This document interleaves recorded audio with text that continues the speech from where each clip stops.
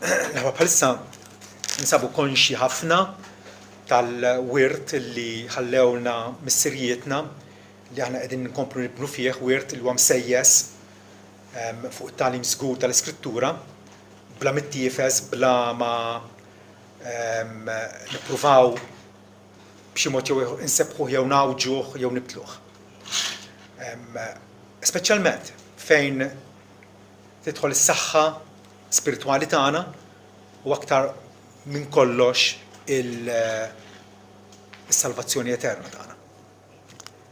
Smajna dal-aħħar fuq il-ġustifikazzjoni bil-fidi li aħna Alla jiddikjarana ġusti għax nemmnu f'Ġesu nafdaw fih. Parti mill-ġustifikazzjoni hija attwalment il-maħfra li Alla jaħfrinna.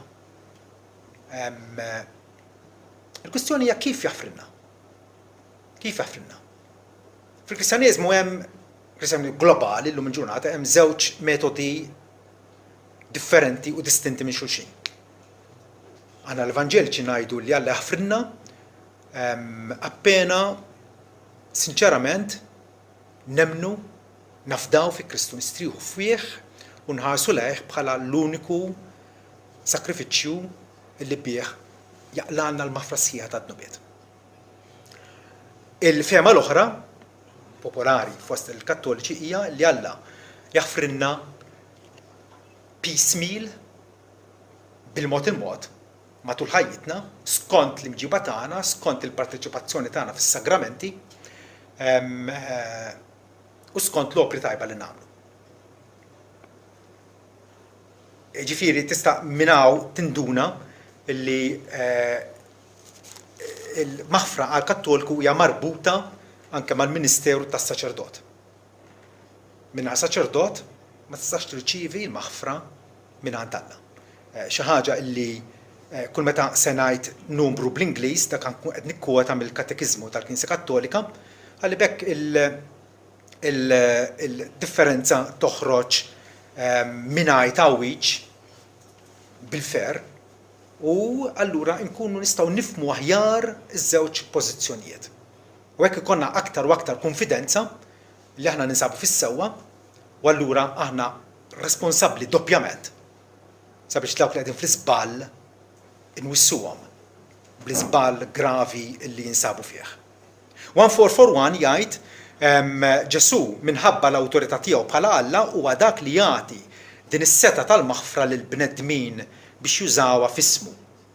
1444 meta l-Apostli Tom semm is-seta tiegħu li jaħfru d-nubiet il-mulej Tom ukoll l-awtorità li ħabbu lil bnedmin mill-ġdid mal-Knisja.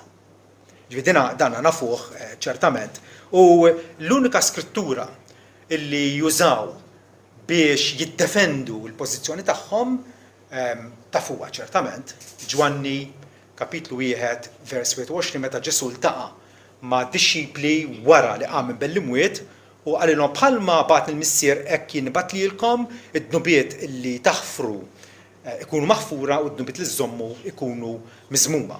U dik li dejjem li jsemmulna. U allura Ġesu għamel is-saċerdoti u rridu mmorru is-saċerdot fl-aħħar mill-aħħar huwa alter Kristus huwa Kristu ieħor bħalma Ġesu meta kien fuq l-art ħafer lill-midimba u ħafer lill-mifluġ tajjeb u ħafer il-diversi nies tajjeb issa minfloku hemm Kristu ieħor imsejħa s-saċerdot li hu taħ l-awtorità biex f'isem Kristu jaħfer id-nubiet. U allura aħna ta' bilħaq ninsabu dipendenti fuq is-saċerdot hija naħseb jiena mistoqsija li tajjeb li ikollna tweġiba ċara. L-ewwel ħaġa li hija evidenti tmur fiġ-Ġwanni 20 tajjeb u Ġwanni 21 li fil-aħħar żewġ kapitli ta' Ġwanni. Tajjeb tara li l-kelma dixxiplu hija msemmija xi 17-18 darba. U qatt mija referenza għat 12 l-Apostlu ġifieri. Imma qiegħed jirreferi sempliċement għal nies illi kienu jemmnu fih u jsegwuh. Meta Ġesu qal dnubietkom, id-dnubiet li żommu jkunu miżmuma, id-dnubiet li taħfru jkunu maħfura, kien qed ikellem lid-dixxipli. Ġifieri nies kredenti, nies fidili, setgħu jkunu nisa, irġiel, kbar, żgħar, mexxejja u mhumiex. Tajjeb, dik hija importantissima. Ġifieri matul Ġwanni ħin kollu jsemmi id-dixxipli tiegħu. Min huma d-dixxipli tiegħu? Tajjeb, ċertament Ġesu kellu 12 l-apostlu, tajjeb, il-kelma dixxiplu kultant hija referenza għal xi apostlu, tajjeb, però b'mod regolari meta tissema' il-kelma mathetes dixxiplu qiegħed jgħid għal nies regolari, nies normali illi jafdaw fi Kristu, segwaċi tiegħu. Allura dak li qal Ġesu, id-dnubiet li taħfru jkunu maħfura u d-dnubiet li żomm jkunu miżmuma, qed jgħidha lil segwaċi kollha tiegħu, tot għalihom. Hija xi ħaġa li suppost qegħdin nagħmluha aħna, nisa u rġiel, kbar u żgħar. Kull membru fil-Knisja ta' Kristu huwa mogħti din l-awtorità. X'inhi din l-awtorità? Illi nistgħu naħfru d-dnubiet jew inżommu d-dnubiet. Tajjeb, hija ċertament seta illi Kristu iddelegalna, tajjeb, iddelega lil kull Kristjan,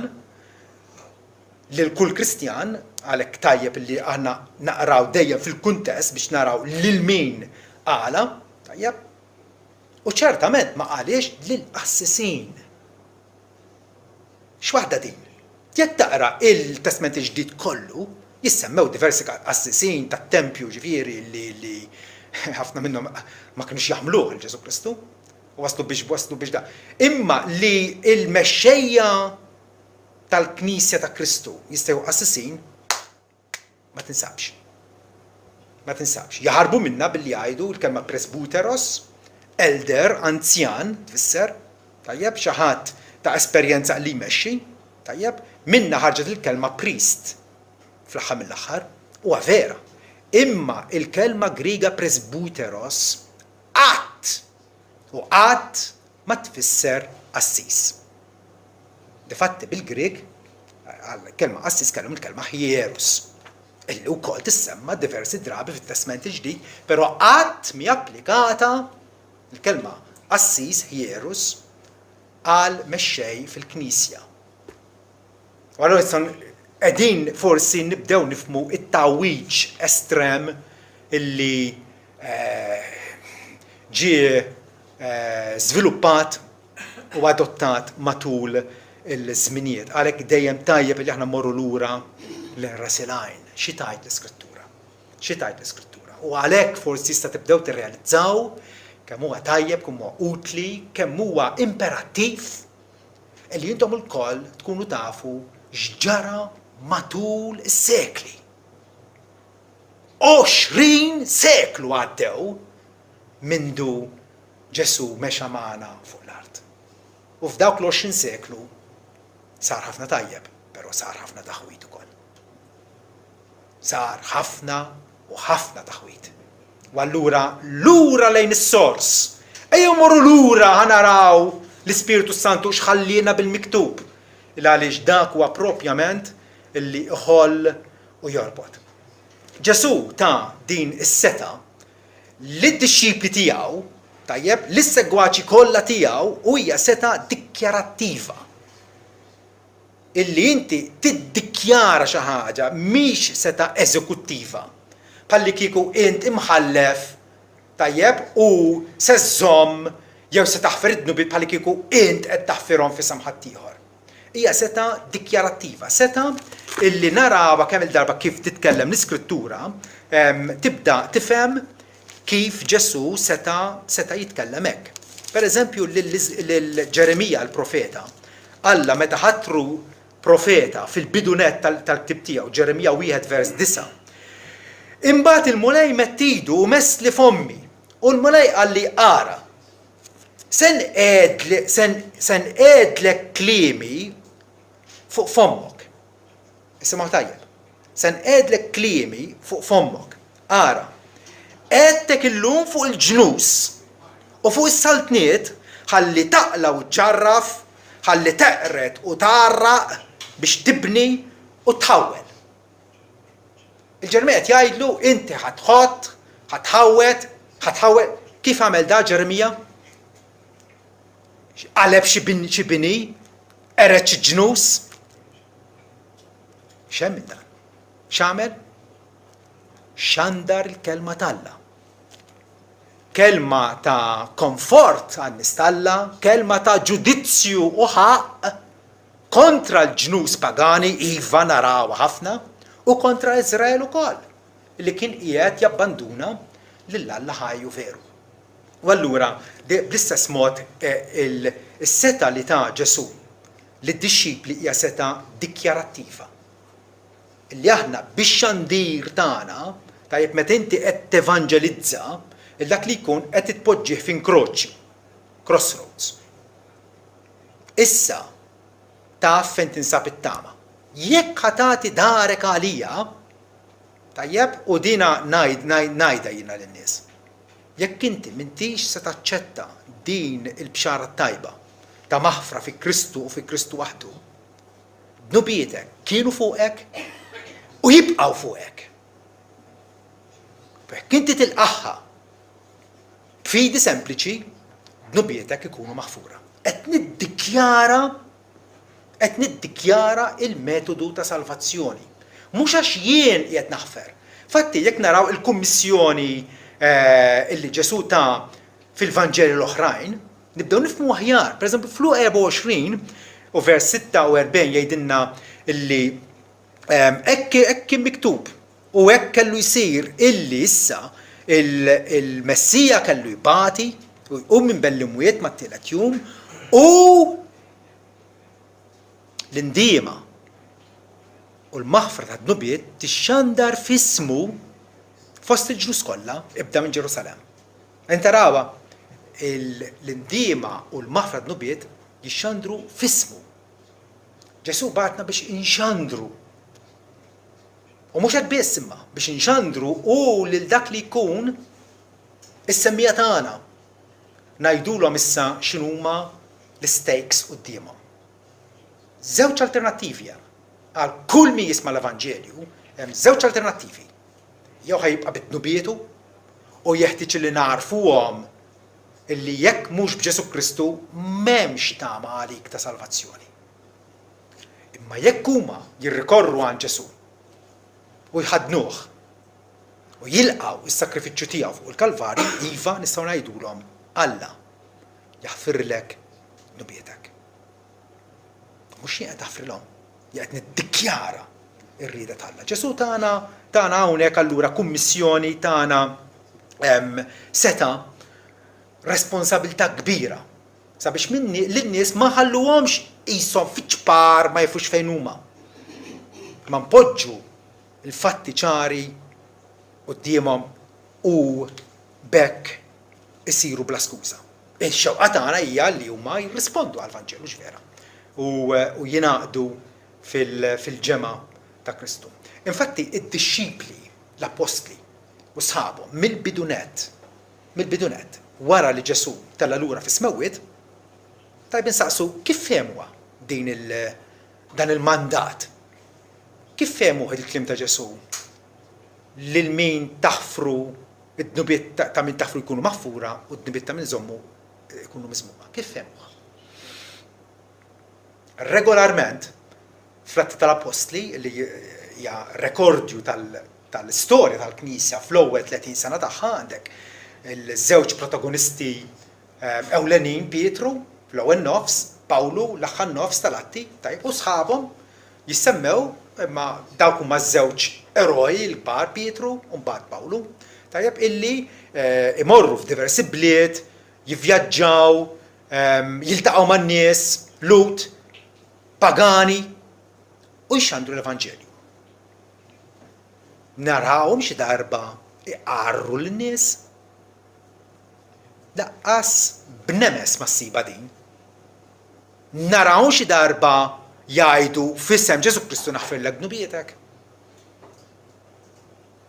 Le. Narawhom mill-bidunet ixandru l-Vanġelu u joffru il-maħfra ta' dnubiet lil dawk li jilqgħu il-bxara tajba.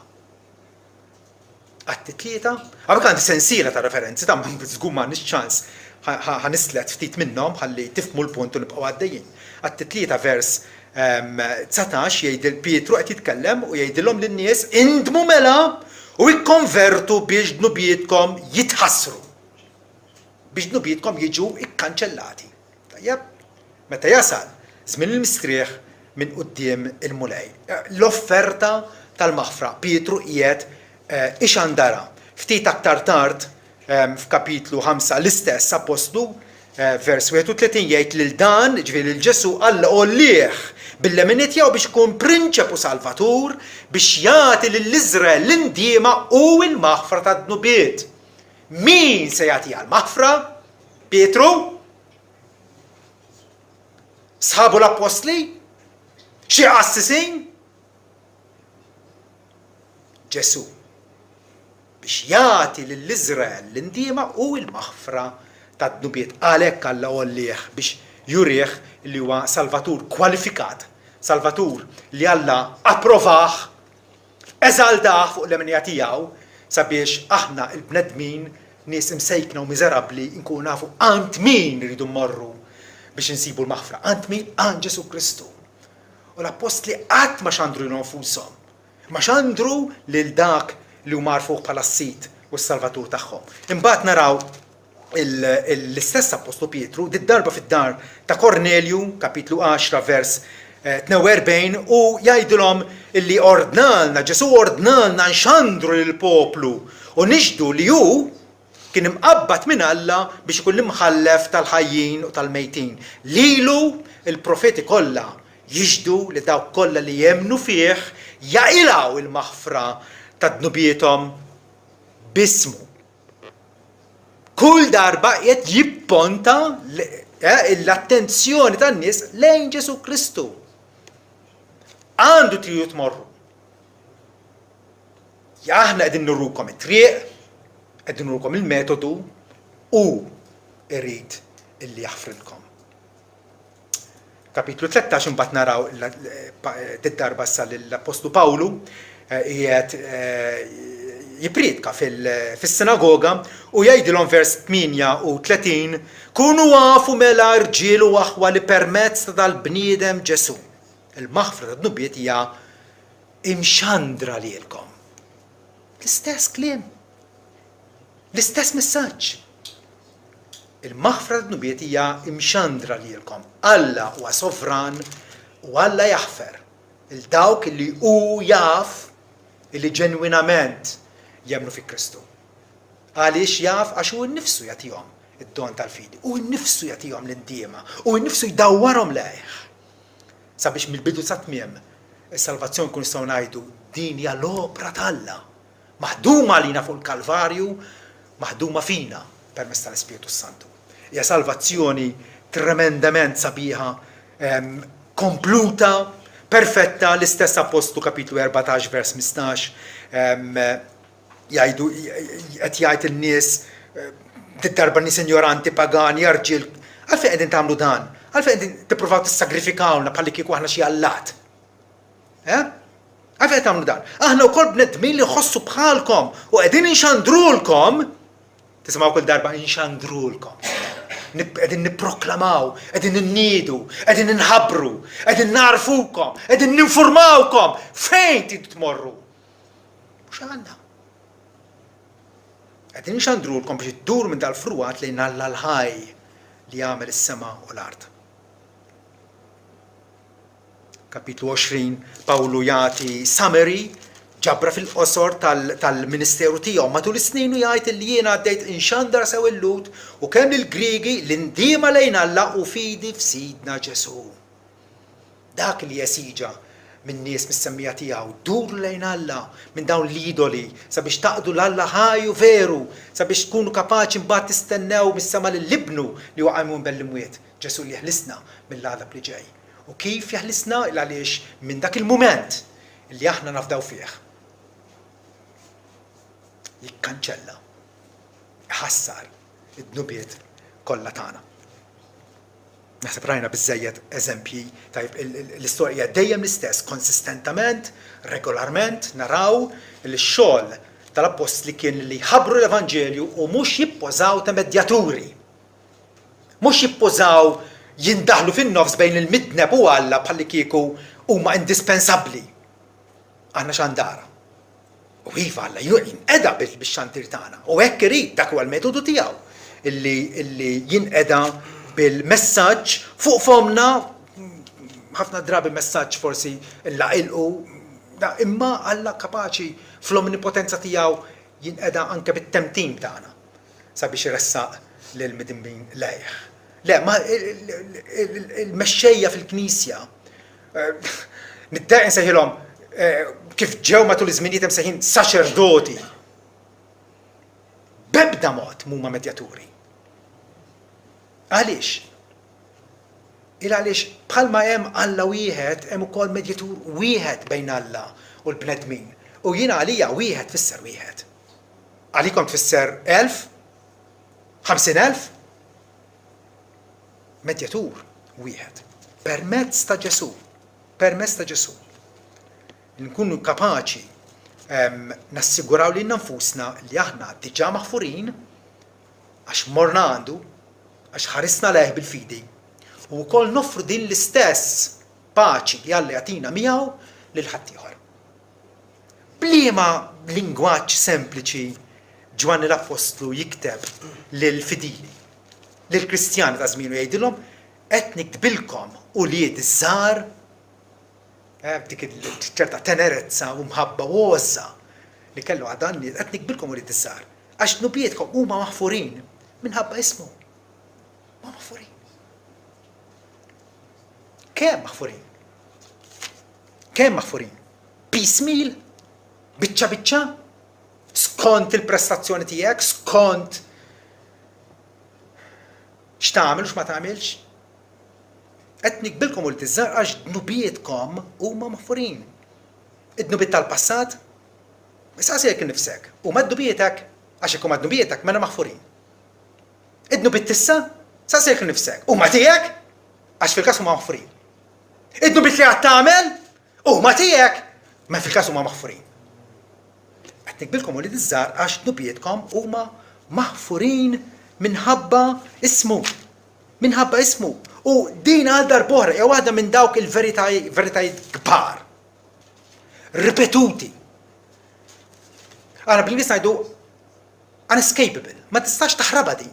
Ma tistax ma tindunax biha illi kull Kristjan għandu maħfra kompluta totali darba għal dejjem. Darba għal dejjem. U Alla dak id-don tal-maħfra perfetta tiegħu ma jeħdux lura. Ma jeħdux lura. Kolossin wieħed vers 13 Pawl jgħid li Alla ħelisna mill-ħakma tad-dlam, ħelisna. U daħħalna fis-saltna ta' ibnu l-maħbub. Immaġina li daħħalna fis-saltna ma tieġi kaċċina l-barra għax għamilna xi ħaġa bħalli kieku Alla, bħalli kieku id-dnub tagħna jista' jgħeleb il-grazzja t'Alla. Meta l-grazzja t'Alla minna fissa tfisser li Alla jħobbok propjament għax inti midneb, propjament għax inti dajjef. U tant int midneb u tant jaf iħobb illi mhux biss jaħfirlek imma wkoll jagħtik il-kapaċità biex teleb il-prattika tad-dnub fil-ħajja tiegħek. U minn midneb miżerabbli jittrasforma kifa fil-qaddis tiegħu, bniedem id-dedikat għalih. Daħħalna fis-saltna tibnu l-maħbub li fih għandna l-fidwa b'demmu il-maħfra wkoll tad-dnubiet. Bad biex vera ma jħallilna ebda dubju. Aħniex maħfurin kompletament jew le. Jew aħniex maħfurin biċċa biċċa. Kull darba li mmorru għand il-qassis jew kull darba li nagħmlu xi ħaġa.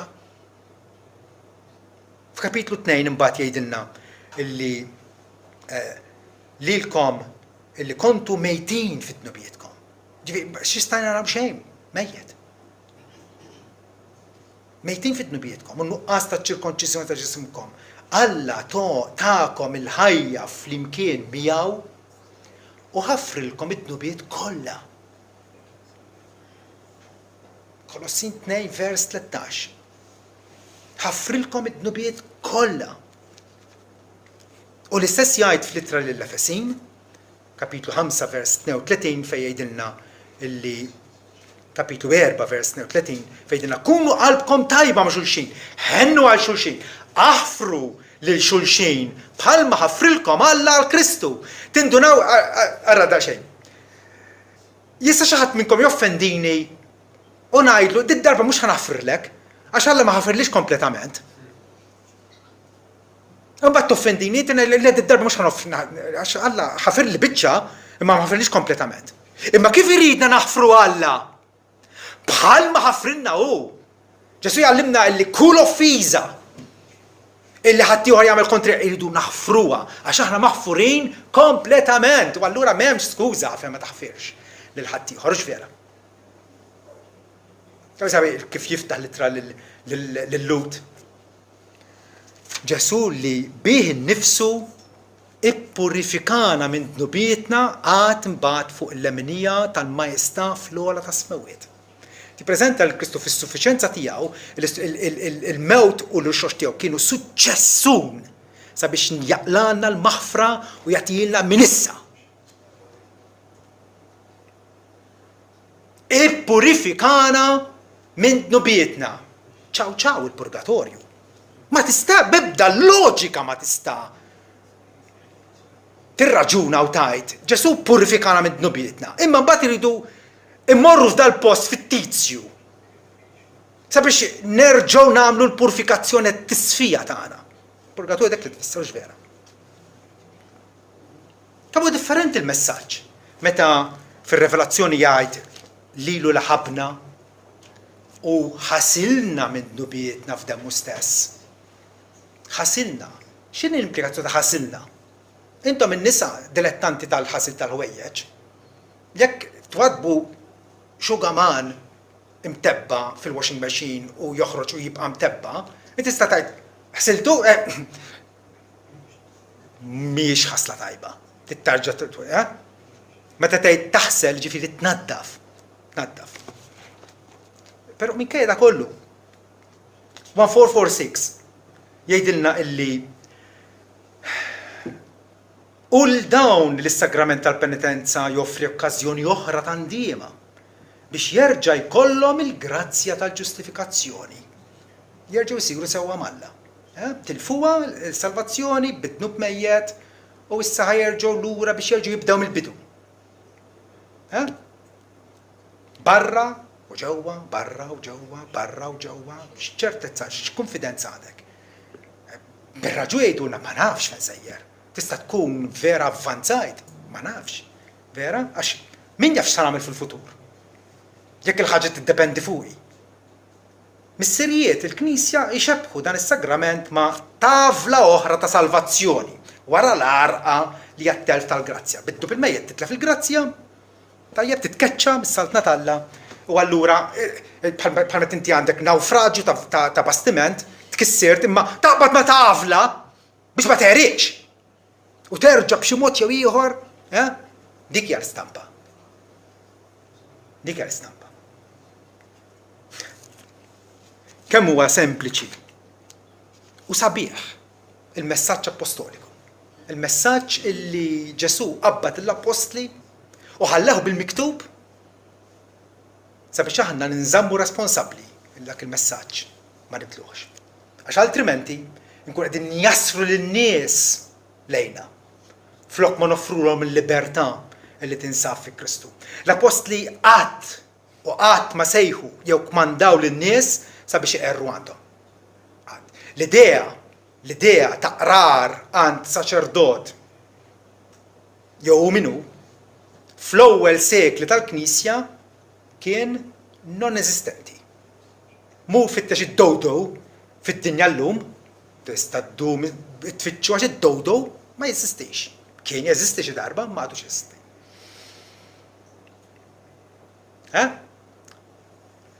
Ebda ħjiel fil-ħafna kitbiet tas-Santi Padri fl-ewwel sekli tal-Knisja ma jagħtuna l-idea li n-nies kienu jmorru għand is-saċerdoti jew għand il-presbiteru sabiex jinħafrulhom. dnubietom. U lanqas l-apostli, inqas u inqas l-apostli ma semgħu il-qrara ta' xi ħadd sabiex imbagħad jagħtuh il-maħfra f'isem Kristu. Ma naraw l-iċken ħiel ta' tas-sagrament ivvintat tal-Knisja Kattolika kif prattikat minna illum il-ġurnata. Infatti, jekk xejn, hemm okkażjoni fl-Atti tal-Apostli fejn ta' fuq l-istorja ta' Xmun is-saħħar illi tagħmmet u jingħad li jemmen, però mbagħad Pietru nduna li dan ta' fals. Da huwa fake. U Pietru iċanfru minħabba d-dnub tiegħu li xtaq l-għotja tal-Ispiritu Santu billi joffri l-flus. Pietru qallu ħajintilfu flusek miegħek għax ħsibt li l-għotja talla tista' tinxtara bil-flus. Int għandek sem u lanqas sim f'dil ħaġa għax qalbek mhix sewwa quddiem Alla. Indem mela minn dal-ħażen tiegħek u jitlob l-Alla biex forsi l-ħsieb ta' qalbek jinħafirlek. Għax jinnara li inti qiegħed fl-imrar tal-mor u fl-irbit tal-ħażen. Dik kieku kien hemm okkażjoni fejn Pietru l-Apostlu il-Ġesu qallu id-dnubiet taħfir ikunu maħfura, d-dnubiet jżommu. Kejdlu isma' inżar kubtejk issa stess. Rott is-salib, aħseb dnubietek sewwa, errom u jien nagħtik l-soluzzjoni. Għax dik hija propjament hawnhekk li qed jgħidu inti midneb. U hemm bżonn titlob il-Alla però. Itlob l-Alla biex forsi da ħsieb ta' qalbek jaħafrilek.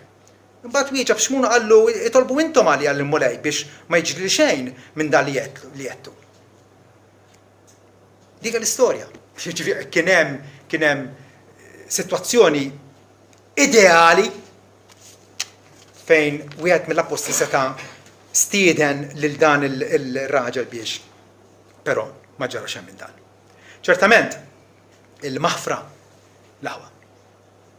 Il-maħfra ma kienieċ tingħata skont il-moralità jew skont l-imġiba tajba dak li jkun. Il-maħfra ma kienieċ saċerdotali, il-maħfra ma kienieċ sagramentali. 1-4, 3-4. Ħalli nifhmu il-differenza. Flimkien ma t-tisfija radikali li seħħ bil-mamudija u bil-martirju insemmu bħala mezz biex tinkiseb il-maħfra ta' dnubiet. Ħajat lista ta' affarijiet li bihom tinkiseb il-maħfra ta' dnubiet.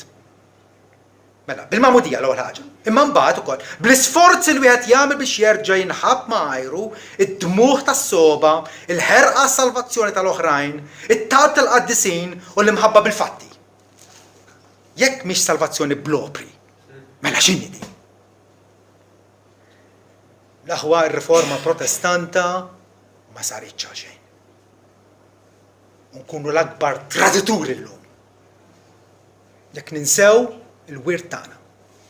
F'liema libertà Alla reġa' ħareġ lin-niesu sabiex ta' bilħaq ingawdu din-libertà. Mhux nkunu mjassra għal nies bħalna. Ma jekk trid il-jasar, tjassal lejn Kristu. Għax hu ħelsek. Intrabat miegħu u ma ħadd iżjed. 1-4-3-7. Ikompli jgħid il-qarri tal-kodba mqazza u jsemmi diversi affarijiet oħra hawnhekk.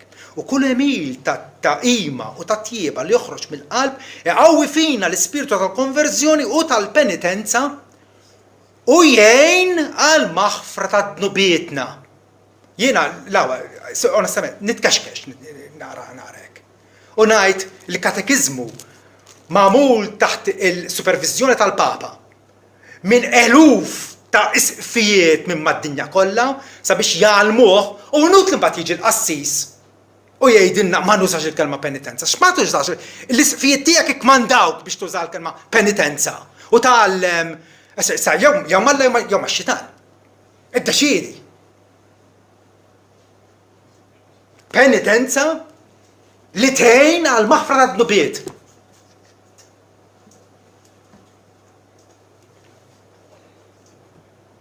Meta David jgħid imbierak dak il-bniedem Illi Alla ma jodlux id-dnub.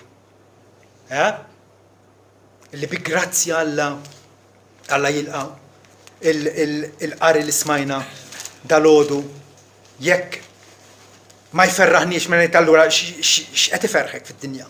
Iżajja 43 ukoll 25 jgħid jien iva jien Alla qed jitkellem hawnhekk jien. Iva jien bħalli kieku jien u ħadd iżjed.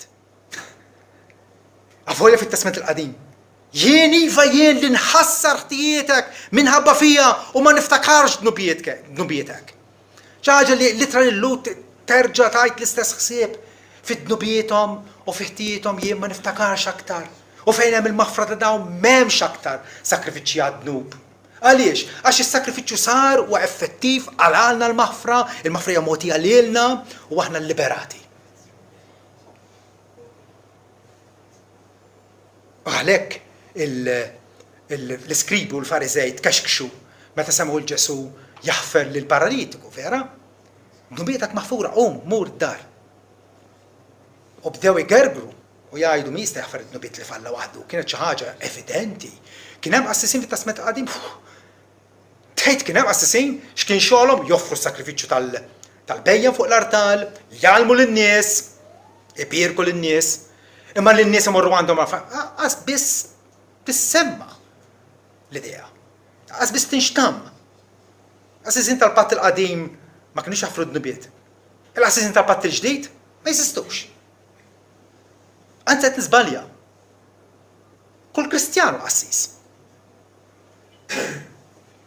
Jekk tgħid il-qassisin jew xejn jew kulħadd. Ħanitkellmu skont l-Iskrittura, kull Kristjan huwa qassis.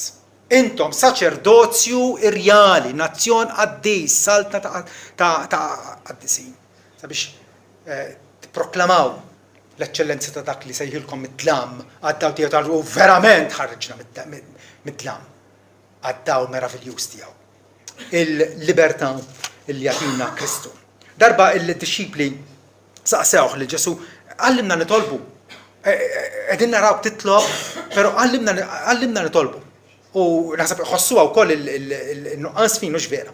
Ġesu meta għallem lid-disċipli biex jitolbu waħda mis-sitt petizzjonijiet fil-missierna. Tajjeb, ara kemm hija importanti. Missierna tifis mewwiet aħfrinna djunna bħalma aħna naħfru mid-djunin tagħna. Jekk taqra fluqa flok id-djun tagħna, id-dnubiet tagħna, li tfisser l-istess. Id-dnub huwa dejn kontra Alla. Dejn tant bi ma tistax tħallsu int personalment. Aħfrinna djuna. Jiena ħobb ngħid meta nabad konverzazzjoni ma' dak li jkun. Titlob għall-missiena iva, x'tajt il-missiena? Ikun jaf. Temmel li għandek il-maħfra jekk ta' bilħaq temmen li Alla jwieġeb it-talb. U għadek kif tlabtu aħfilli dnubieti kif nafuha fil-verżjoni popolari. Aħfilna dnubietna bħalma nafu li mi jitlab kontra tagħna. Jeħlu. Ma għaliex dil-lafarija? Inti qed titlob il-Alla l-maħfra. Ma temmix li tajjilek. U meta nistqarru fil-kredu nemmen fil-Knisja waħda Kattolika. Nemmen fil-maħfra tad-dnubiet il-qawm mill-imwiet supposta fuq bl-amment tal-kredu. Nemmen fil-maħfra tad-dnubiet. Bħala Kristjan, jekk tajt li inti Kristjan, temmen li għandek il-maħfra tad-dnubiet. Mhux temmen fil-maħfra fl-astrat in ġenerali li forsi uħada ħaddieħor għax jirnexxielu bl-opri tajba tiegħu. Għalik, temmina int? Għax il-kredu jekk jibda jiena nemmen, jien. Nkun konsistenti ma' nafusna. Ġesu għal buħra għallimna ċaru tont li rridu l-maħfra. Għand min? Għand Alla l-missier rridu nirrikorru. Min għandu rridu nitolbuha. U għaliex għatijilna għax is-sakrifiċċju seħħ. Mingħajr tixrid ta' demm m'hemmx maħfra, imma kien hemm it-tixrid ta' demm fuq il-Kalvarju. U allura hemm il-maħfra għal kull min jixtieqha, għal kull min irida. Liberament. U lin-nies hekk iridu ngħidulhom. Morru, ixorbu mill-lajn, mill-ilma tal-ħajja b'xejn, dorejan, b'xejn minn ma tħallas. Frattant l-assassin kattoliċi li jippretendu li jaħfru d-nubiet m'għandhom ebda qawwa mirakoluża bħala prova illi huma ta' bilħaq qed joffru d-nubiet. Meta Ġesu kien kritikat, min jista' jaffer d-nubiet bdew jgħidulu. Ġesu għaraf ħsibietom. U għalhom biex tkunu tafu. Il-bniedem għandu l-awtorità fuq l-art biex jaffer d-nubiet. Qumu imxi għallu. U dak immedjatament qam u mexa. Il-qawwa mirakoluża ta' Kristu kienet prova, kienet evidenza illi hu ta' bilħaq ħafer d-nubiet. Jekk Ġesu kellu din il-qawwa mirakoluża u lill-apostli tom il-qawwa li jaħfru d-nubiet, għax ma tomx il-qawwa wkoll biex ifejqu lin-nies. Vera? Jekk inti qed tgħid li għandek l-awtorità, urini l-kredenzjali. Urini l-evidenza li inti kapaċi taħfer id-nubiet. M'għandhomx. M'għandhomx. Hija sistema inventata evidentament fl-ignoranza tal-Medjuevu. Meta l-iskrittura kienet prattikament imwarba, traskurata fil-Knisja Bikrija, fil-Knisja tal-ewwel sekli, fi żmien l-Apostli u anke fis-sekli ta' wara. Il-qrar kif nafu illum fil-Knisja Kattolika ma kinux jafu bih. Il-konfessjonarju kif ġie introdott fuq bażi volontarja, ġifieri bil-mod li tmur għand assis, għax imbagħad bdew jissejħu assisin. Parti kbira minnu. Bdiet fuq bażi volontarja fis-seklu 5. Fis-seklu 5. Bl-awtorità ta' Iljun il-Kbir, Isqof ta' Ruma, u dikjarat domma tal-fidi ġifieri bħala sagrament tal-qrar li trid tipparteċipa fih. Kull meta tagħmel dnub mejjed, għax dnub venjal tmur purgatorju u ma nafx kemm iddum biex tissaffa minnu. Ma dnub mejjed jekk tmut bih tmur l-infern. Meta ġiet dan il-qrar dikjarat domma tal-fidi li bħala Kattoliku trid temnu bil-fors issa. Qabel kienet fuq bażi volontarja. Mhux hekk jibdew l-affarijiet? Hekk jibdew l-affarijiet. Nibdew bil-mod il-mod, tibda tikber, tibda tinfirex, tibda ssir popolari. Mis-seklu damu sal-1215 biex sar id-doma tal-fidi mill-Papa Innoċenzju III fir-raba' Konċilju tal-Vatikan. Għal darb'oħra fatti storiċi, ma tistax taħrabhom. Kif beda uffiċjalment il-qrar fil-konfessjonarju fil-Knisja Kattolika? Kemm jiġi? 800 sena. Eżattament, 800 sena, fir-raba' Konċilju tal-Lateran. Fatti l-Knisja Kattolika moderna tammetti l-qrar mas-saċerdot beda ma' żmien. Beda ma' żmien. U bil-forsi tammettija għax jekk m'hemm ebda evidenza tiegħu. Fl-ewwel sekli tista' mhux tfittex kitbiet ta' Tertuljanu u ta' Polikarpu u ta' Ignazju u ta' Clement. Beda ma' żmien. U ċertament ma kienx sagrament fi żmien l-Apostli. 1447. Fejn jgħid illi qabel kienet issir penitenza pubblika, kien ħafna strettezza għal dak li jdimbu serjament, imma mbagħad mis-seklu 7 l-hawn, ispirati mit-tradizzjoni monastika tal-Lvant, l-irħieb jew il-patrijiet Irlandiżi xerdu mal-Ewropa l-penitenza privata li ma kienx titlob emejjel ta' penitenza magħmulin pubblikament u għal żmien twil qabel ma wieħed jiġi jirrikonċiljat mal-Knisja. Minn dak iż-żmien sakrament baqa' jiġi ċċelebrat b'maniera aktar sigreta bejn il-penitent, ġifieri dak li jmur iqer, u s-saċerdot. Din id-drawwa ġdida, thank you very much, din id-drawwa ġdida kienet tissopponi li s-sagrament jista' jiġi mtenni. U hekk, għax għall-ewwel kien hemm jiena tagħlek ċans wieħed biss, jekk tagħmel xi dnub gravi ċans wieħed biss. Jekk terġa' mbagħad m'hemmx tagħmel għalik. Kienet stretta wisq. Mbagħad bdiet li ssir aktar privata, u ssir għand saċerdot, drawa ġdida, għala le, bħalli kieku nistgħu nibdlu l-modijiet talla kif ifetlinna, mhux vera. Nibdlu l-liġi talla. Jagħmel sa drajnihom jagħmlu hekk, iżidu mal-kmandamenti jnaqsu. Di drawa permettiet li f'ċelebrazzjoni sakramentali waħda tingħata l-maħfra kemm għad-nubit mejta u kemm għad-nubit venjali. F'din is-sura li fissirna fuq il-Knisja baqgħet tiċċelebra s-sagrament tal-penitenza sa żmienna. Ħanarġa' insostni u ngħid. Meta Ġesu qal, id-nubiet li taħfru jkunu maħfura u d-nubiet li żommu jkunu miżmuma, ċertament ma kienx qed jgħid għall-qrar, kien qed jgħid li qed jagħti l-lid lis-segwaċi kollha tiegħu. L-awtorità u r-responsabbiltà sabiex inxandru l-Evanġelju. Mbagħad skont ir-rispons li jkollna mis-semmija tagħna ngħidulhom nubietek jekk inti ta' bilħaq temmen jħaffrulek. Jekk inti tagħti darek għal messaġġ, nubietek kienu jibqgħu fuqek. Alla jrid il-bnedmin ikun jaf fejn huma miegħu. U jinqeda bina.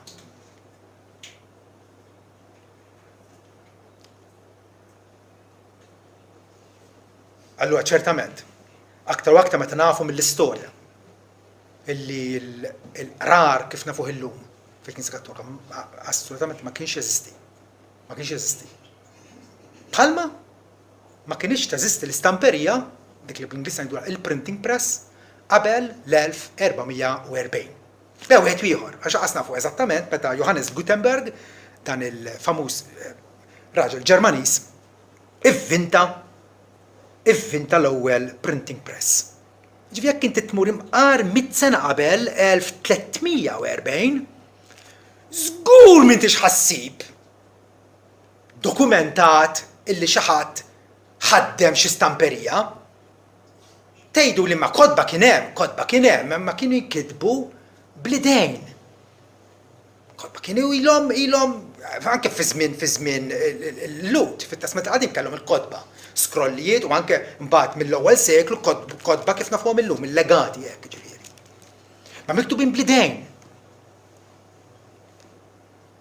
Kodba stampati mill-1440 imbagħad daħlu. Iridu nagħmlu distinzjoni. Kien hemm l-insara fil-bidu kienu jistqarrdu u żgur li kienu jistqarrdu bihom lill-Alla. Lill-Alla. Ġabu wkoll qalilna stqarru mela xulxin dubietkom fis-sens li jekk jien offendejtek, irid niġi nammetti jiena. Ħalli nirrikonċilja ruħi miegħek, nerġa' nirranġa r-relazzjoni tiegħi miegħek. Ma kienx qed jgħidilna li ħammorru għand il-qassis, stqarru lil xulxin dubietkom. Xi ħaġa totalment differenti. Għalfejn l-aħwa, għalfejn preżentajt dan il-messaġġ dal-għodu. Żewġ raġunijiet. Ċertament mhux biex nitgħajjar. Jekk xejn il-motiv tiegħek kien wieħed ta' mħabba u modrija. Però net tkellimtek sabiex intom ma tkunux intimidati. Tkunux imbeżza meta jgħidux il-qassis. Issa taf. Issa kapaċi twieġeb. Issa kapaċi tagħti risposta. Issa kapaċi tiftaħ l-iskrittura tgħidulhom ekku miktub ara lil mafra mxandra lilna. U aħna nilqgħu bil-fidi hija mafra totali. Qed nikbilkom li tiżżar għax nubietkom huma maħfura. Mhux forsi, jew qabbli, jew min jaf. Huma maħfura minħabba f'ismu. U t-tieni raġuni l-aħwa. Illi iva. Hemm bżonn li mmorru fuq l-offensiva.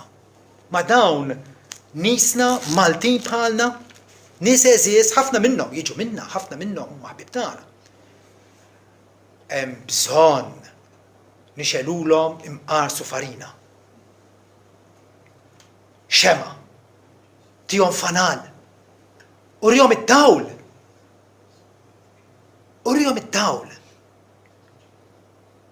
Tħallihomx isibu dik it-traċedja li minkejja r-reliġjożità ta' ħafna ħadd twassalhom għar-rovina. U rovina ċerta. 1459 Għaliex hemm bżonn imorru fuq l-offensiva. 1459 il-midneb wara li jkun tneħħielu d-dnub ikun għadu ma kisibx saħħa spiritwali sħiħa. Irrid jagħmel xi ħaġa aktar. Bħalli kieku s-sakrifiċċju Kristu mhux biżżejjed, mhux adekwat. Bħalli kieku d-dikjarazzjoni tal-vittorja tiegħu fuq is-salib kollox mitmum ma swiċċejn. Irrid jagħmel xi ħaġa aktar biex ipatti għal dnubietu. Jekk ma ħossinix responsabbli dal-għodu li dawn in-nies jeħtieġ inkellmuhom, jeħtieġ imorru fuqhom. Għax qed jgħalmuhom illi jridu jagħmlu xi ħaġa aktar biex ipattu għal dnubietom, irid ipatti b'mod adatt jew iħallas id-dejn ta' dnubietu. Din it-tpattija nsejħula tewba jew penitenza. Laħu f'idejkom. Ta' bilħaq aħna f'dan. Numru ċkejken ta' nies. Qudiemna għandna task enormi. U jekk ma nkunux aħna. Illi bħal dak l-assist tal-belt meta jara l-għadu ġej, insemmaw l-allarm. Dawn nies imutu fid-dnubietom. Imorru fil-kastik etern. Imma jdejna ikunu imċabsin bid-dem tagħhom. Għaliex? Għax mill-min ingħatalu ħafna. Ingħatana ħafna. Ħafna jiddomandaw minn għandu.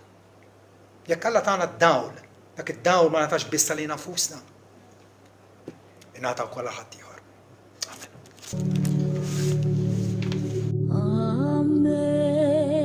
Amazing grace, how sweet the sound that saved a wretch like me. I once was lost, but now I'm found. Was blind, but now